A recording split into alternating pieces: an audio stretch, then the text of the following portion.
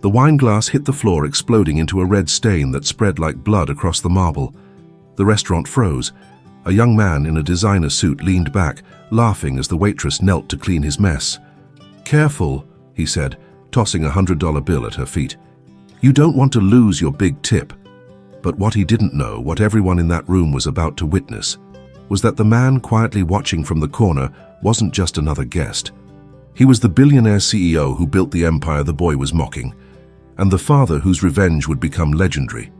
Before we begin this emotional story, tell us in the comments from which city you are watching, and don't forget to leave your like to keep following us. The chandelier light trembled on the polished marble floor, reflecting the deep red of a spilled glass of wine. The room went silent, except for the faint sound of fabric rubbing against the floor. A young waitress, her hands trembling, was on her knees trying to clean the mess before it spread. Her name tag read Elena. She didn't look up. She didn't dare. Across from her, a man in a cobalt blue suit leaned back in his chair, laughing. His laughter was loud enough to slice through the string music playing in the background. "You missed a spot," he said, waving a folded wad of cash in the air as if it were a magic trick. "Maybe you need better training, or maybe a better attitude."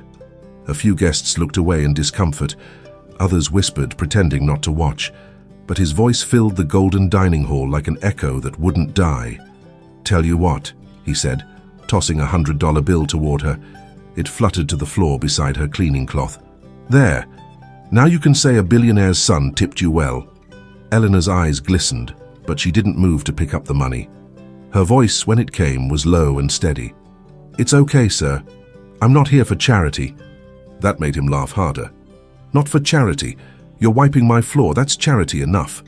From the far end of the restaurant, a man in a dark grey suit observed quietly.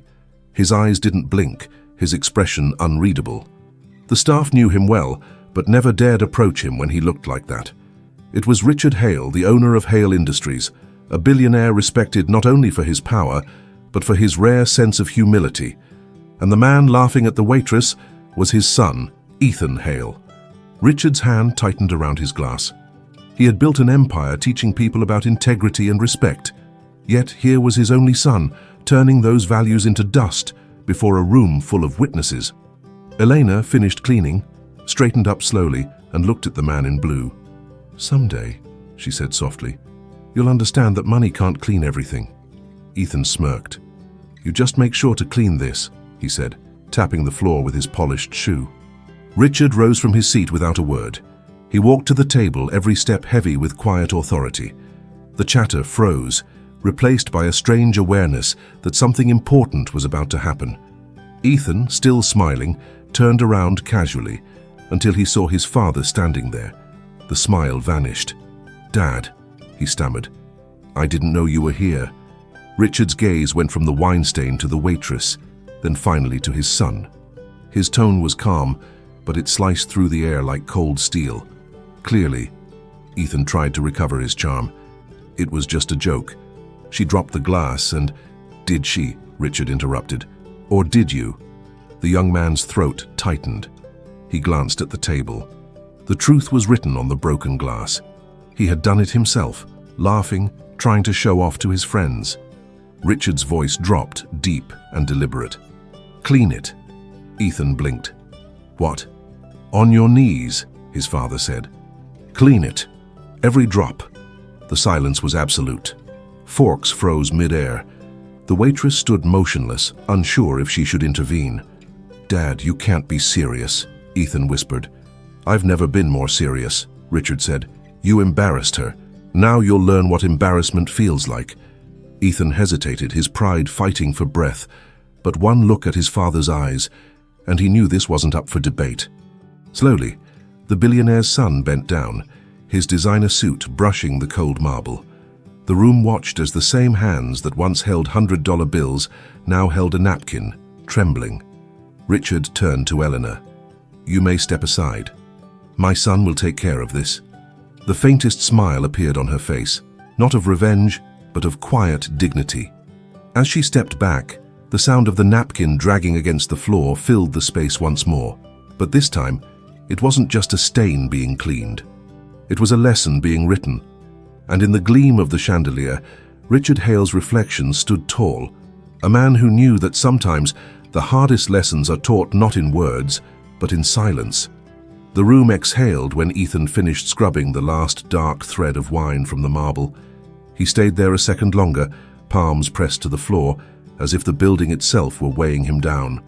When he rose, his cheeks carried a heat he couldn't hide. His friends studied their plates with sudden fascination. Laughter had curdled into silence. Richard didn't raise his voice. "Apologize." Ethan swallowed. He turned to Eleanor, who was holding a fresh towel close to her apron like a shield. "I'm sorry," he said, the words too stiff, like a suit that didn't fit. "I shouldn't have acted like that." Elena met his eyes. There was no triumph in her face, only a steady alertness that made him feel smaller. "Thank you," she said. "Please try not to spill again." A ripple of restrained amusement crossed the room, then collapsed into the polite clink of silverware as the waiters began moving again.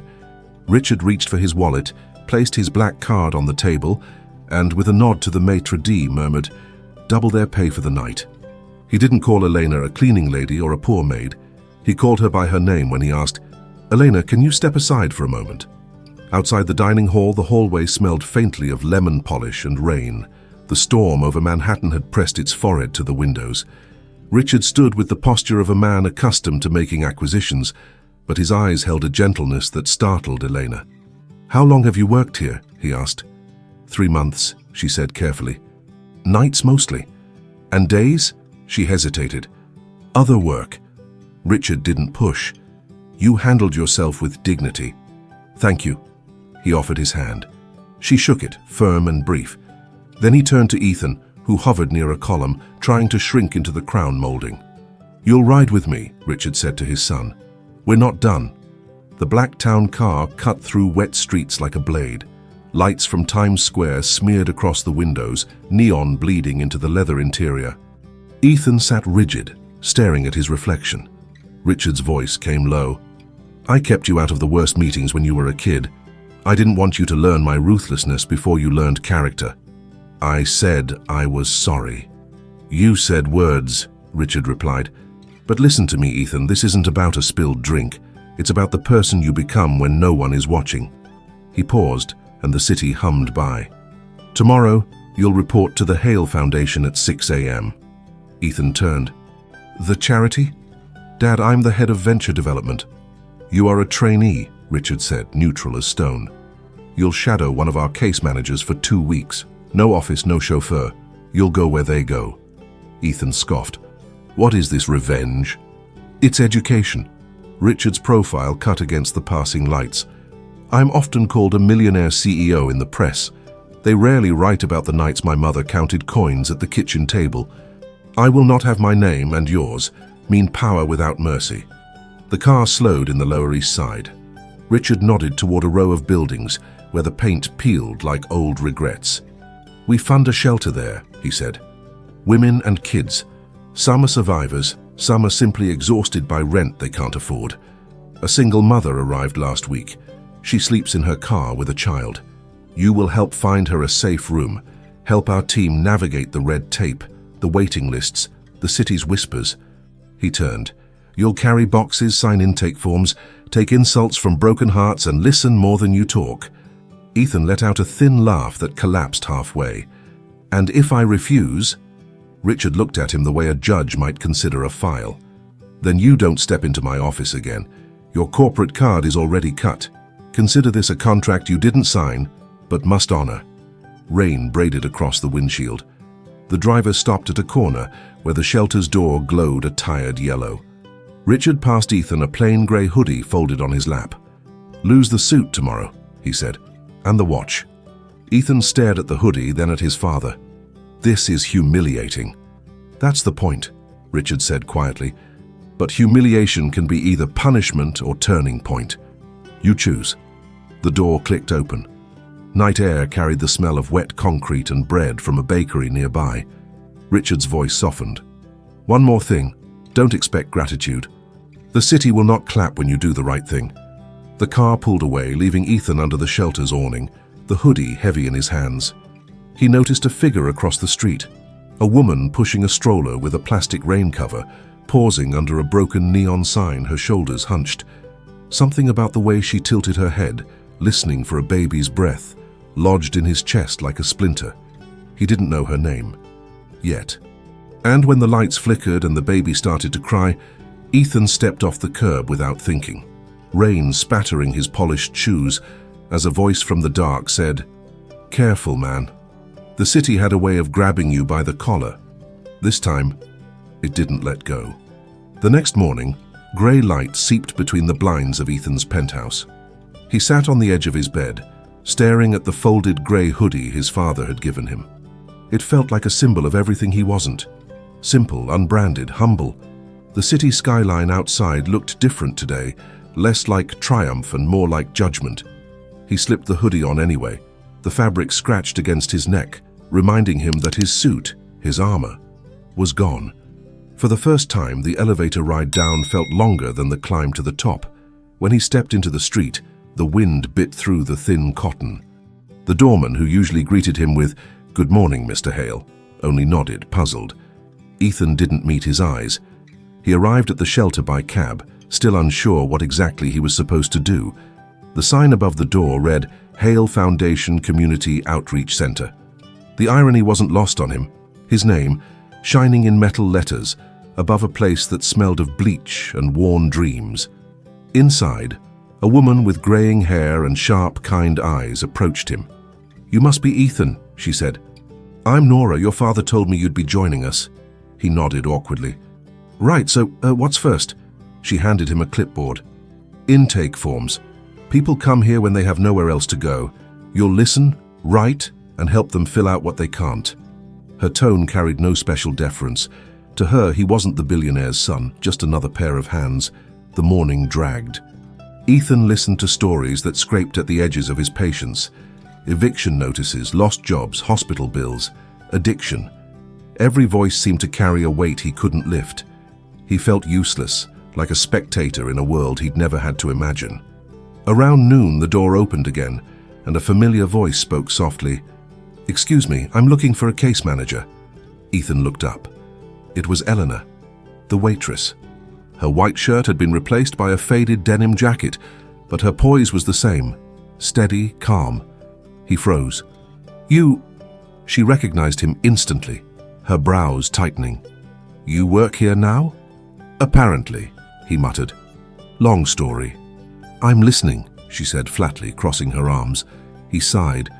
"Let's just say, my dad thought I needed to learn something." "That's one smart man," she said quietly. Then her gaze softened. "Don't worry. I'm not here because of you. I'm here to help someone." She motioned toward the door, where a young woman stood hesitantly, holding a toddler wrapped in a threadbare blanket. The woman's eyes were red, her hands trembling. "This is Sophie," Elena said. "She's been living in her car. Her lease expired, and her ex left her with nothing." Ethan blinked. The woman from last night. The one he'd seen under the flickering sign. He rose quickly. "Come in, please." Sophie's voice shook. "They said the shelter's full." Nora approached, flipping through a chart. "We're over capacity. I've called 3 others, same story. The city's cut our funding again." Elena turned to Ethan, frustration flickering in her eyes. "You work for the man whose name is on that sign. Do something."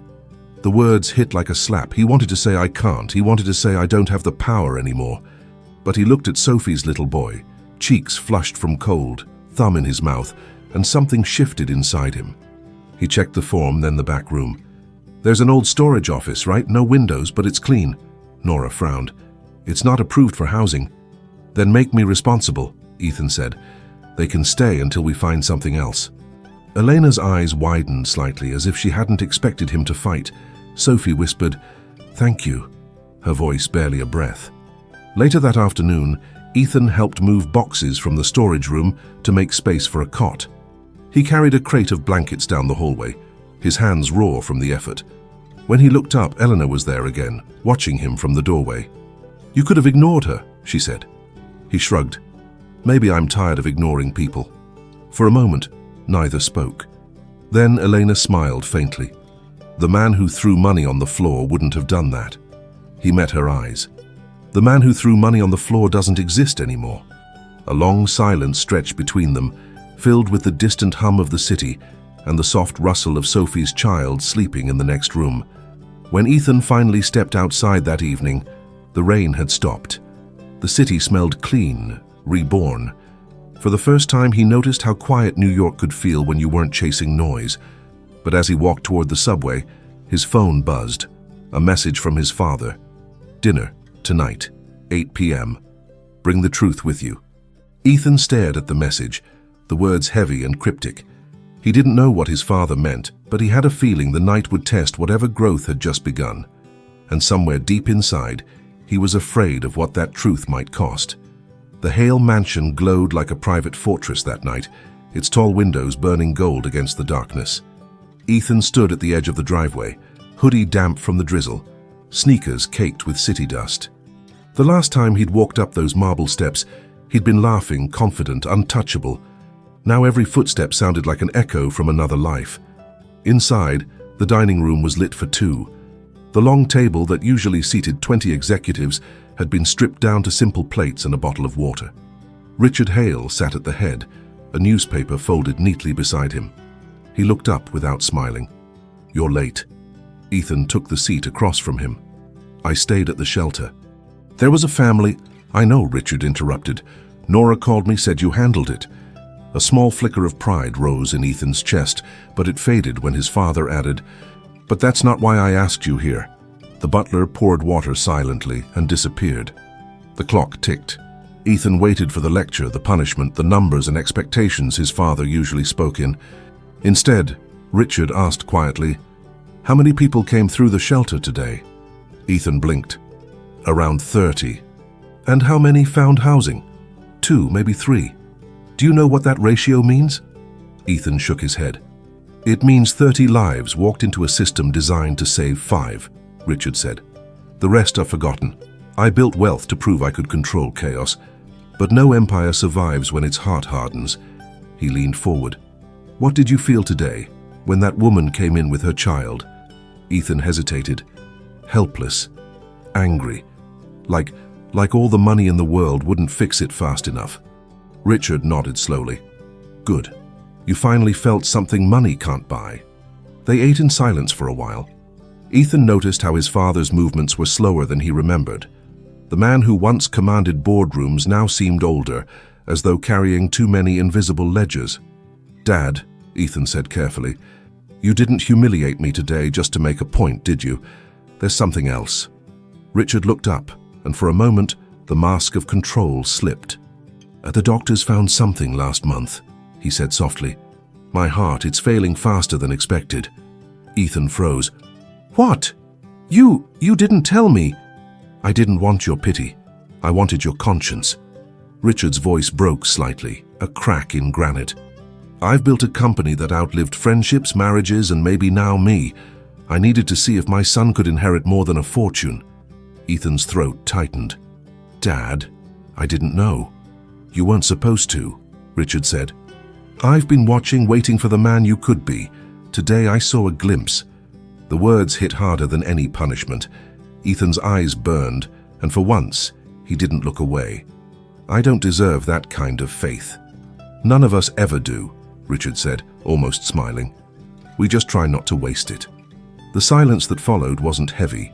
It was human, the kind that bridges a lifetime of pride and distance. Richard finally stood, walking to the window. "Tomorrow you'll go back.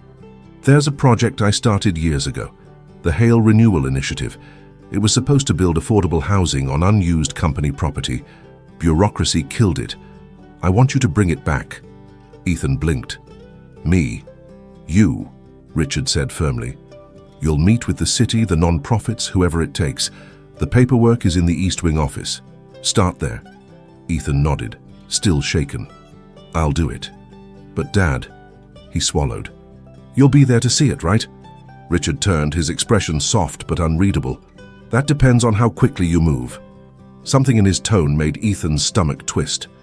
When dinner ended, Ethan stood by the doorway, unsure whether to shake his father's hand or embrace him. But before he could decide, Richard placed a hand on his shoulder. Pride makes us kings, he said quietly, but humility makes us fathers. Don't forget which one truly builds an empire. Ethan nodded. I won't. As he left the mansion, thunder rolled in the distance. The city lights blurred through the rain, and somewhere between guilt and resolve, he felt something new. Purpose. He didn't see the old family doctor arriving as he drove away, a briefcase in hand and eyes filled with worry. Upstairs, Richard stood by the window, hand pressed to his chest, whispering to the empty air, "Make him ready before I'm gone." The storm outside answered with lightning, carving his reflection across the glass. A powerful man finally facing the one truth he couldn't control. And miles away, Ethan didn't yet know that his father's lesson was about to become his inheritance. The next morning, Ethan was already at the foundation before sunrise. The city yawned awake behind him, glass towers catching the first fire of dawn. He wore the same grey hoodie, sleeves rolled, coffee gone cold beside stacks of dusty blueprints labeled Hail Renewal Initiative. The idea was simple: turn unused corporate buildings into low-cost housing. But the files were tangled in red tape, frozen by signatures that never came. Nora had warned him, "Your father's dream died in paperwork." Ethan smiled faintly. "Then I'll bring it back to life." Days blurred. He met with council members, contractors, and lawyers, all skeptical. To them, he was just a privileged heir trying to polish a reputation. But Ethan didn't flinch. He spent nights at the shelter, learning names, hearing stories, sketching designs on napkins. Elena was often there too, helping Sophie and her child settle in. One night, as they closed up, she found him asleep at the table, pen still in hand. She draped a blanket over his shoulders. "You're different now," she whispered. "Your father would be proud." He stirred, eyes half open. "He doesn't have much time, does he?" Elena paused. "Nora told me. I'm sorry." Ethan exhaled, looking out at the rain. "He taught me everything except how to say goodbye." By the end of the week, Ethan had one chance left, a meeting with the city board. He stood in a sterile conference room, blueprint spread before a dozen skeptical faces. "This isn't charity," he said firmly. "It's investment. People without homes don't vanish, they just become invisible. Let's make them visible again." When silence followed, he thought it was over, until one councilwoman murmured, "Your father said the same thing years ago." By noon, the project was approved. Ethan raced from City Hall through the rain, his phone buzzing with unread messages. When he finally answered, it was Nora's voice trembling. "Ethan, come now, it's your father." The hospital room was quiet except for the beeping of monitors. Richard lay pale beneath white sheets, oxygen hissing softly. He opened his eyes when Ethan entered, his voice barely a whisper. "You did it, didn't you?" Ethan nodded, tears blurring his vision. "The board approved it. We're building the first complex in Brooklyn. I named it after you. The Hail Renewal Home." Richard smiled faintly. "No," he murmured. "Name it after the people who live there. They're the real legacy." Ethan took his father's hand, feeling the roughness of age against his own. "You were right about everything. Money can buy walls, but not worth. I finally understand." Richard's eyes softened. "Then my job is done." His hand trembled once, then relaxed. The monitor line steadied into silence. Ethan didn't cry right away. He just sat there, holding on, as if he could keep time from moving forward. Days later, at the shelter, the staff gathered for the dedication ceremony. The new project had already begun construction. A framed photo of Richard stood beside a plaque that read, "Built not by wealth but by compassion." Eleanor stepped beside Ethan as the mayor gave a speech. The crowd applauded, but Ethan heard only the echo of his father's voice. "Humility builds empires." After the ceremony, Sophie approached with her little boy. "We have a room now," she said shyly. "Thank you." Ethan smiled through the ache in his chest. "Don't thank me. Thank the man who taught me what real power means." As the sun set over the half-finished building, he slipped his father's watch from his wrist and placed it on the foundation stone. "You were right, Dad," he whispered. "Sometimes losing everything is how we finally earn something real." Eleanor touched his arm. "You did more than build a home, Ethan. You built redemption."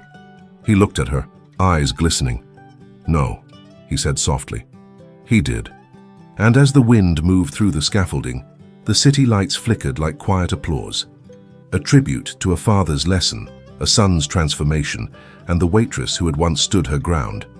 Because in the end, the richest man in the world wasn't the one who owned the building, but the one who learned how to clean his own mistakes. The city moved on, but his story stayed. Months later, the Hale Renewal home opened its doors, walls painted warm yellow, laughter echoing through the halls where silence once lived. On opening day, Ethan stood before the crowd, no longer the arrogant son who mocked a waitress, but a man shaped by humility, loss, and love. Eleanor was there, carrying flowers instead of trays. Sophie and her child held the ribbon for the ceremony. The cameras flashed, but Ethan didn't pose. He simply looked up at the sky, whispering the words that once came from his father's lips. Power means nothing if you can't kneel when needed. Somewhere, he hoped his father could see him. Not from a tower boardroom, but from the place where real legacies live. The hearts we change, not the names on buildings. When the ceremony ended, Ethan didn't drive home. He stayed to help a janitor fix a broken light. The billionaire's son, once too proud to bend down, now worked quietly beneath the same roof that bore his father's dream. Because in the end, revenge wasn't the lesson, redemption was. Thank you for staying with us until the end of this heart-touching story. Tell us in the comments which part moved you the most. Subscribe and turn on the bell to receive more stories that inspire and transform. Leave a like if you believe in the invisible strength of dignity and family. And above all, thank you for being part of this community that believes in stories with soul. And before you go, watch the story I leave here on the left. I'm sure it will also move you and make you reflect.